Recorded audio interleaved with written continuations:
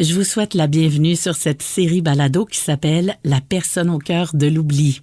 Je m'appelle Mélissa Dion-Deslandes et j'ai le plaisir, en compagnie de la bienveillante équipe de la Société Alzheimer de Brome-Missisquoi et Haute-Yamaska, de vous en faire connaître davantage sur les maladies neurocognitives, l'Alzheimer et sur les transformations qu'amènent ces maladies dans votre quotidien. Épisode 3, nos premiers pas avec vous.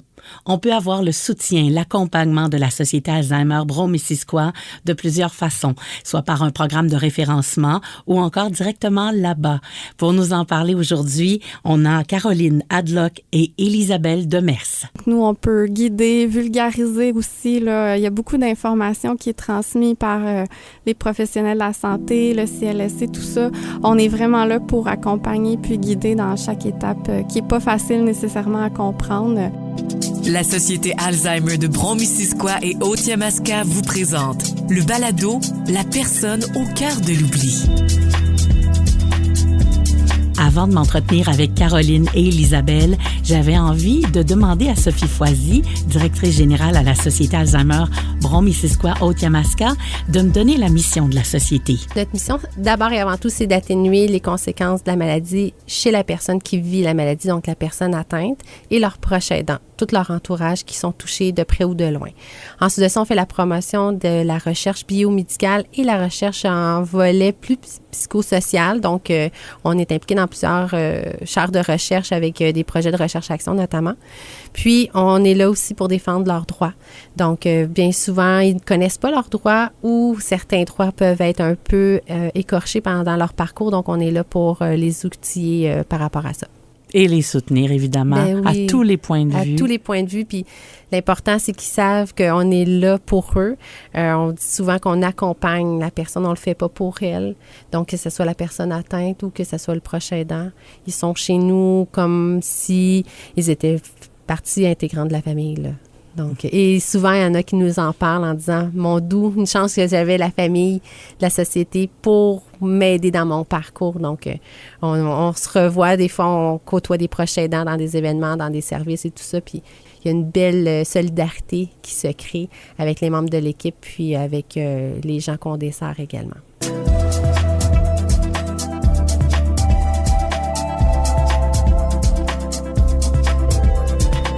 Comment on fait pour avoir accès à vous? T'sais, oui, on peut se présenter, mais il y a toutes sortes de façons d'arriver à vous dans le système, là.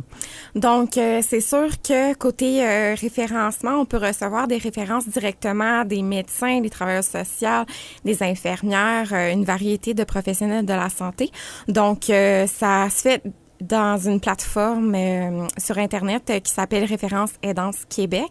Ça, dans le fond, c'est vraiment les professionnels de la santé qui ont uniquement accès.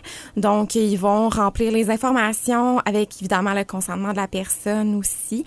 Donc, c'est généralement le proche aidant qui va être référé à nous.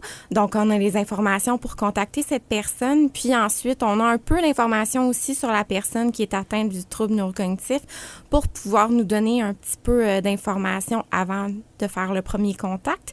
Puis aussi, dans cette plateforme, ce qui est intéressant, on a vraiment bien identifié le langage dont la personne parle. Comme ça, moi, quand je reçois une référence, je vais pouvoir dispatcher dans l'équipe selon le besoin de la personne.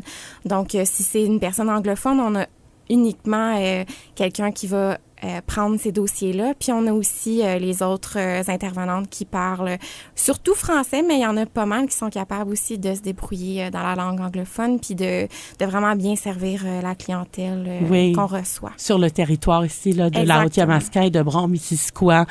Sinon, on peut directement aller vous voir, vous téléphoner. Tout le monde a accès à ça, là. Oui, il n'y a pas de problème. Si vous vous déplacez, là, souvent, il y a quelqu'un de garde qui peut vous rencontrer ou on essaie de planifier un rendez-vous. Puis là, on est là pour les premiers pas là, dans ce processus-là qui est quand même long. Il y a plusieurs étapes. Puis nous, on est là vraiment du début pour chaque étape là, parce que c'est du cas par cas un peu. Là. Il n'y a pas un processus qui est le même. Donc, nous, on peut guider, vulgariser aussi. Là. Il y a beaucoup beaucoup d'informations qui est transmise par les professionnels de la santé, le CLSC, tout ça. On est vraiment là pour accompagner puis guider dans chaque étape qui est pas facile nécessairement à comprendre. Fait qu'on est comme un soutien là pour un soutien vraiment important parce que quand les gens reçoivent un diagnostic, on sent que eux sont ébranlés. Il y a l'entourage. Quelqu'un ne pensait pas devenir proche aidant. Hein? Il y a beaucoup de situations, beaucoup d'émotivité, beaucoup d'inconnus. J'imagine que juste de prendre le téléphone pour vous appeler, accepter d'avoir un soutien de votre part, pour eux, là, c'est comme un grand pas, là. Oui. Puis il y a la possibilité de venir seul ou en famille aussi, si nécessaire, là. Il n'y a aucun problème. On peut recevoir la personne qui a reçu le diagnostic. On peut recevoir juste l'aidant ou les deux ensemble. Ça peut être la famille au complet, les enfants. Là, on est vraiment là pour chaque personne, là. Oui, puis c'est comme tu le disais, c'est du cas par cas. Oui, vraiment. Quand on arrive justement à vous, c'est quoi votre rôle rendu là? Oui.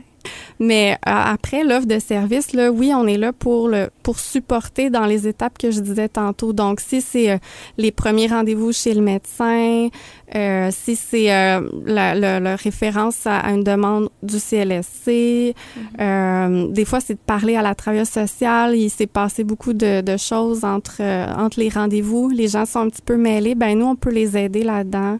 On peut être le porte-parole un peu ou, c'est ça, vulgariser les informations. Oui, et toujours au rythme de la personne, exactement. Parce que c'est ça, hein, quand on parlait tantôt quand on parle d'émotion, d'avoir à recevoir cette nouvelle-là, j'imagine qu'il y en a pour qui ils veulent aller vite, puis il y en a d'autres que c'est un peu, un instant, là. Exactement. Puis c'est vraiment avec le bon vouloir, là. On pousse jamais la personne. S'il y a des choses qu'elle refuse, c'est tout à fait correct. Elle peut changer d'idée aussi pour des services ou... Fait qu'on respecte toujours la décision, là. Et puis, concernant l'hébergement, vous n'avez pas de mandat légal, c'est ça? Non, on n'a absolument aucun droit par rapport à ça. On n'a aucun pouvoir là, dans les décisions ou quoi que ce soit. On n'est pas des travailleurs sociaux du CLSC. Là, on est vraiment là pour accompagner, tout simplement. Oui, c'est ça. Vous êtes là pour accompagner. Vous venez pas dicter. On est rendu à telle étape. Non, ça, c'est pas vous, ça. C'est ça, exactement. OK. Donc, l'accueil est là. Beaucoup de bienveillance, ça se voit, avec vos deux personnes en studio. Puis, le numéro de téléphone pour vous rejoindre? Le 450-777-3363. On espère que toutes les personnes qui entendent présentement, qui hésitaient justement à aller chercher ce soutien, cette aide-là, eh bien, en tout cas, moi, vous m'avez convaincu qu'il y a beaucoup d'amour et de bienveillance là-dedans. Merci beaucoup, les filles. Merci. C'était Caroline Hadlock et Elisabelle Demers. Dans le prochain épisode, parlons du diagnostic. Ce qu'il faut se dire, c'est qu'il y a des ressources, il y a de l'accompagnement. C'est ce qu'on fait, nous, à la Société Alzheimer. Donc, on peut accompagner autant la personne en début, justement, qui vient de recevoir le diagnostic, que les personnes proches aidantes qui gravitent autour de cette personne-là puis qui sont là pour la soutenir dans son quotidien. La personne au cœur de l'oubli, une présentation de la Société Alzheimer de Brome-Missisquoi et Haute-Yamaska, qui aide et soutient les personnes qui vivent avec un trouble neurocognitif et leurs proches. Malgré la maladie, il y a une personne. Ne l'oublions pas. Pour plus d'infos, contactez-nous au 450-777-3363 et au alzheimergrandbay.ca. La personne au cœur de l'oubli, une production M105.